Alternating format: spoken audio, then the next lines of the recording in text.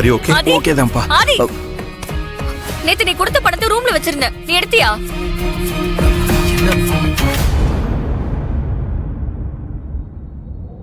ஏய், என்ன சொல்ற நீ? பணத்தை காணுமா? வீட்டுக்கு வெளியே மயங்கி கிடந்தவன தூக்கிட்டு வந்து உட்கார வச்சிருக்கோம். அது கூட தெரியாம உன்கிட்ட கொடுத்த பணத்தை அவங்கிட்ட கேக்குற? இத பாரு பானு, ஆதி கொஞ்சம் ரிலாக்ஸ் ஆகட்டும். எதுவா இருந்தாலும் அப்புறம் பேசிக்கலாம். இல்லங்க, வீட்ல இது வரைக்கும் நடக்காததெல்லாம் நடந்திருக்கு. அப்படியெல்லாம் விட முடியாதுங்க. இவ வேற 5 லட்சத்தை காணோங்கிறா.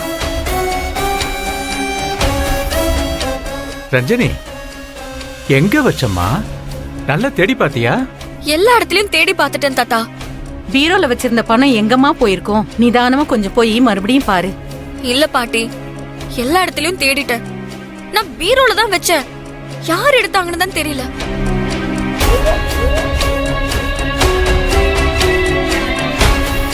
இப்ப எனக்கு புரியுது. ரஞ்சனி கிட்ட நான் கொடுத்த 5 லட்சத்தை எடுக்கிறதுக்காக தான் அவன் வந்திருக்கான். யார் ஆதி? யார் வந்தது? ரஞ்சனியோட ஃப்ரெண்டு தான்ப்பா, பிரபா தான். நைட்டு கேட்டை எகிரி குதிச்சு வந்தான்.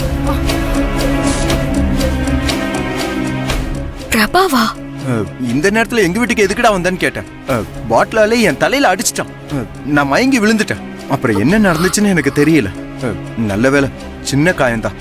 நான் மயங்கி விழுகிற அளவுக்கு அடிச்சிட்டான்.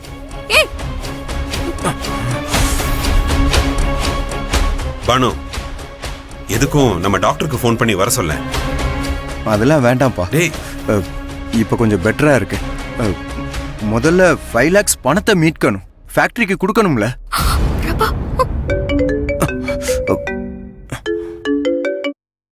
ஹலோ சார், நான் போலீஸ் ஸ்டேஷன்ல இருந்து எஸ்ஐ சரவணன் பேசுறேன். சொல்லுங்க சார், ஒரு நிமிஷம். சொல்லுங்க சார். சார், தெப்ட் கேஸ்ல ஒருத்தரை பிடிச்சோம் சார். அவன்கிட்ட இருக்கிற பொருள்களை ரெக்கவர் பண்ணும்போது அதுல உங்க தங்கச்சியோட ஹேண்ட்பேக் இருந்துச்சு.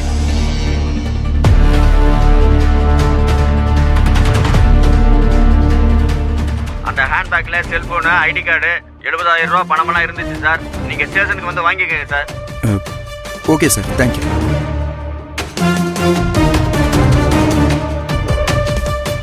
$70,000 உனக்கு எதுக்குடி? எங்க இருந்து வந்தது அந்த பணம்? எதுக்காக அதை எடுத்துக்கிட்டு வெளியே போன? பார்த்தாவ ஹாஸ்பிட்டல் அட்மிட் பண்ணிருந்தாங்க. டிஸ்சார்ஜ் பண்றதுக்கு பணம் இல்லாம ரொம்ப கஷ்டப்பட்டாங்க. வாப்பா ஃபோன் பண்ணாரு. அதான் தாத்தா கிட்ட பணம் வாங்கிட்டு வாப்பாவை பார்த்து கொடுக்க போனேன்.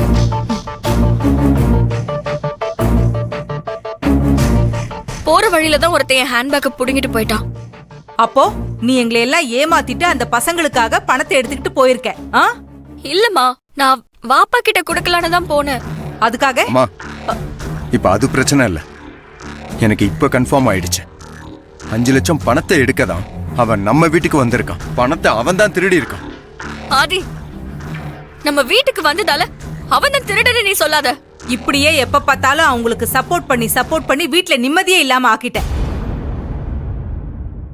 ஆதி, எவனோ ஒரு திருடன் கையில இருந்து 70,000 பணத்தை போலீஸ் ரெக்கவர் பண்ணிருக்காங்க. நீ போய் போலீஸ் ஸ்டேஷன்ல ஒரு கம்ப்ளைண்ட் கொடு. 5 லட்சம் பணத்தை யார் எடுத்ததுன்னு அப்பதான் தெரியும். முதல்ல பணத்தை ரெக்கவர் பண்ற வேலையை பாரு. சரிம்மா. வேண்டாமா ப்ளீஸ். என்ன நீ அப்படி பண்ண? என்ன உங்களுக்கு நீ சப்போர்ட் பண்ற? வேலையை பாரு. நான் ஒன்னும் சும்மா சொல்லல. இங்க பாருங்க.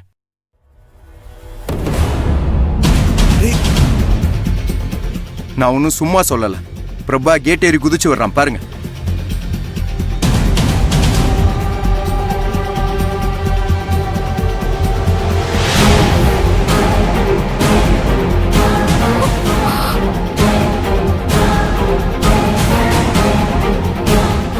அப்புறம் எதுக்கு லேட் பண்ற ஆதி?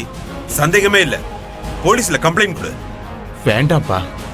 அவன் எதுக்கு வந்தான்னு தெரியாம ஒருத்த மேல நாம திருட்டு பட்டம் கட்டுறது அது நல்லது இல்லப்பா. பாவம், அவன் எதிர்காலமே போயிடும்பா. மாமா, அவன் அடிச்சதுல நம்ம ஆதி மயங்கி கிடந்திருக்கான்.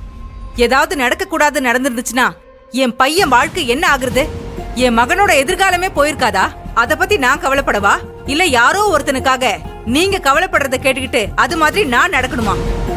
அப்படிலாம் யாரையும் விட முடியாது மாமா.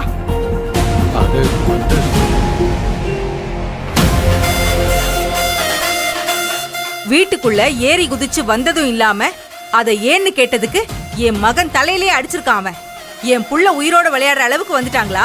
அவனை சும்மா விட முடியாது. இது விஷயமா யாரும் பேசாதீங்க, நான் பாத்துட்டேன். பேசுறதெல்லாம் பொய், பண்றதெல்லாம் திருட்டுத்தனம். இன்னும் செல்லம் கொடுங்க, கொடுத்துட்டே இருங்க. டேய் இதெல்லாம் எங்க போய் அஜய். முடிய போதோ? அஜய், ரஞ்சனி, என்னம்மா இதெல்லாம்? என்னால இத நம்பவே முடியலம்மா.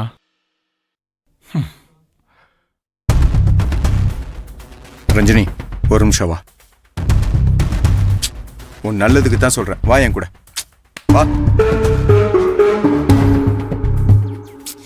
இங்க பாரு, ஃபேக்டரி கொடுக்கறதுக்காக நான் உன்கிட்ட கொடுத்த பணத்தை உன் ஃப்ரெண்டு வீட்டுக்கு வந்து திருடி இருக்கான். என்னை அடிச்சு போட்டுட்டு ஓடி இருக்கான். நீ திரும்ப திரும்ப இதே சொல்றதால பிரபா திருடன் ஆயிட மாட்டான். அப்ப 5 லட்சம் ரூபாய் பணம் எங்க? நான் உன்கிட்ட பணம் கொடுத்தது அவனுக்கு எப்படி தெரிஞ்சது?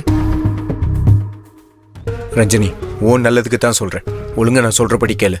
நான் போலீஸ் ஸ்டேஷன் போறேன். நீ என் கூட வந்து அந்த பிரபா மேல கம்ப்ளைண்ட் கொடுத்தனா அவனுக்கு நல்லது. நான் எதுக்கு கம்ப்ளைண்ட் கொடுக்கணும் ஆதி? எனக்கு ஏன் ஃப்ரெண்ட்ஸ பத்தி நல்லாவே தெரியும். நம்ம அப்பாவை செருப்பால் அடிச்சாருங்க, அப்பவும் நீ அவங்களுக்கு தான் சப்போர்ட் பண்ண. இப்போ நம்ம வீட்டுல திருடுனவனுக்கு சப்போர்ட் பண்றியா? இங்க பார், நீ எவ்வளவு சொன்னாலும் அவன் கிரிமினல் தான்.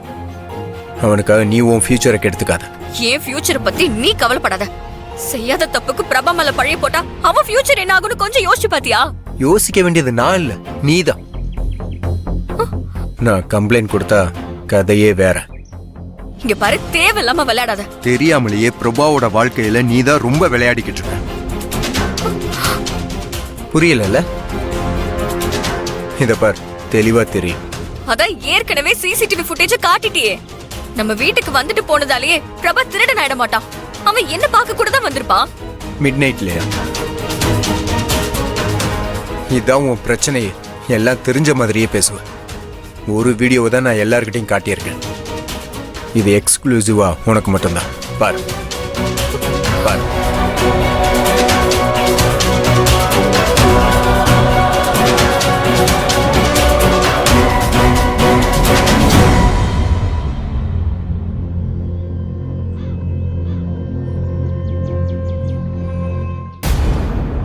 இப்போவும் நான் சொல்றத கேட்கலனா யாருக்கு நஷ்டம்?